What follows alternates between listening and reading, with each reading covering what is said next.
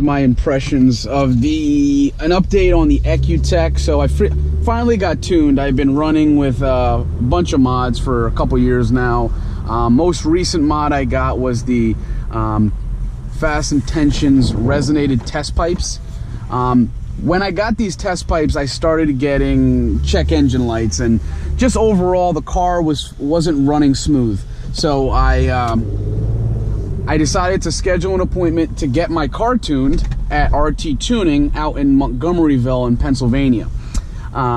It was expensive and it did go with a dyno, but I think it was well worth the price given that my check engine light is gone. They fixed up a few of the, the internals of whatever they do in the software. And yeah, basically the car runs a lot smoother than it's ever run. It feels a little bit faster. I can't say it's truly noticeable for the $1,000 basically that I paid for the tune and the software and the dynos. Overall, I think it was worth the money just because of the throttle response and things like that. But if you're looking for true horsepower increase and you want to be able to feel it, I don't think you'll be happy or satisfied with just an EcuTek tune. There's a few YouTube videos of people saying in stock form that if you do an EcuTek tune, you're probably going to feel a big gain and it's worth it just off of that. I don't know if I necessarily agree with that. I understand what he's saying, but I don't necessarily agree with that 100% because I got the tune and it's really not much different from when I had all the mods I had pre-tune. Just it runs smoother. It definitely runs smoother. The throttle response is crispier and quicker, so that is 100%.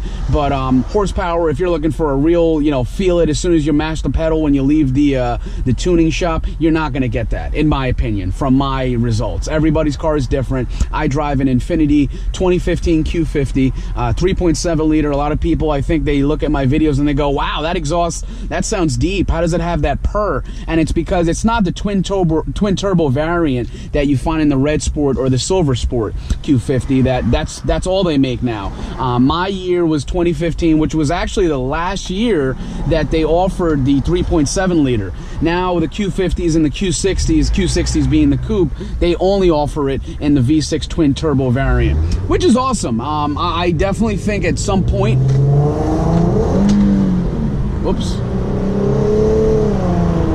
I definitely think at some point, I'm probably going to pick up one of these new engines because, the block, the motor is almost derived from a GTR. It's like the same engine class, category, whatever they call it. But a lot of people, if you get your car tuned, the new Q50 twin turbo, let's call it a Red Sport, if you get that tuned, I mean, some of these people are putting 450, 500 horsepower to the wheels, which is incredible, the power they're getting out of these things. But what's more important is the torque. But anyway, getting back to this video, it sounds amazing. It definitely, believe it or not, the exhaust actually did change a little bit from getting the tune. A little bit. I mean, it's really minuscule, but I listen to every little thing on my car, so I did notice a little difference. What I like is when so let's put in like, in manual mode. The upshifts are so much faster than stock form. So much faster. I mean, the 7-speed automatic transmission, I can't sit here and tell you amazing things about it. Personally, I think that's where Infiniti really dropped the ball, was keeping that 7-speed automatic transmission that we all know is so old, and I wish they would have came out with something different, like a dual clutch, or a manual variant. That would have been awesome. But I do understand that, from a business standpoint, most people with Q50 sedans are not buying manual editions of it. I can see that. Most of the cars I see are, first of all, they're not even sport models, they're premiums, and nobody's really tuning them. If you drive around and you wave at a Q50, most of the time you get a weird reaction like, why is that guy looking at me and waving at me? You know, it's not 100% an enthusiast vehicle, but if you go to, you know, areas like Southern California or other areas, maybe even in Florida, you'll get big enthusiast groups of Infiniti people, which I think is awesome. But here in Jersey, especially being in South Jersey, I don't necessarily get that. There's not a huge crowd. A lot of people around here in my specific demographic are muscle car guys, which is great. I'd love to have a muscle car myself, but most of them come in rear-wheel drive. And hey, look, I can't drive rear-wheel drive with a little girl on the way, with a wife that I'm driving with a lot of the times, and with you know, New Jersey that honestly it snows like crazy. You know, the weather is outrageous, and you know, you never know what to expect. So rear-wheel drive really isn't feasible. That's why I have the all-wheel drive vehicle. So dyno wise, you guys can probably look at the other video and look at the dyno footage of when I got tuned at RT Tuning. Mustang dyno, I would say about 310 to the wheels, which is amazing. I think mine was probably pushing 275, 280 around there in stock form to the wheels. It comes 328 to the crank. A lot of people don't realize that to the wheel, to the crank, two different figures.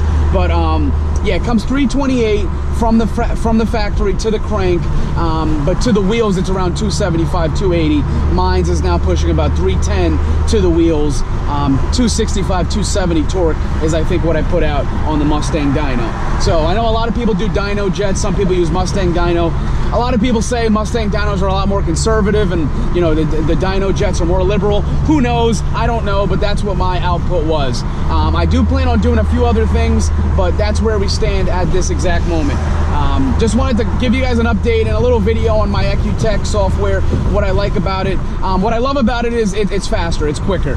What I guess if there's any dislikes, it's got to be that I kind of guess I assumed I would get a little bit more actual graph horsepower out of the dyno, but you know, when I left the tuning shop, I was like, whatever, it is what it is. You know, I'm not too shocked, but now that I've had the tune for about a couple weeks now, I've really grown to enjoy it, because you know, the transmission isn't all over the place like it once was. It's more, you know, it's just a lot of the issues I was having was the transmission. I'd put it in second gear, you know, and then it would fly into third gear and then drop back into second. That's what I hated about the transmission, and I feel like it's not gone. I mean, it's still the same transmission. I don't have a level 10 upgrade or anything like that, but it's definitely a lot smoother. So that's my video for today. You can check out my other videos for actual sound quality, but I will be doing more videos as time goes on. I have a little girl on the way, so I'm not going to be as active, and I'm not a YouTuber, right? That's not my occupation, that's not my job, and it's not exactly what I want to do. What this is more of a leisure channel. This is my hobby. I love vehicles, I love cars, and the Q50 is probably my favorite car I've ever owned. Mine is probably my IS300 manual. That was my favorite, the 2005 I think it was. Excellent car. Unfortunately it was totaled, but anyway, thanks guys for watching. Like, subscribe, share it with somebody, and I'll catch you guys next time. Thank you.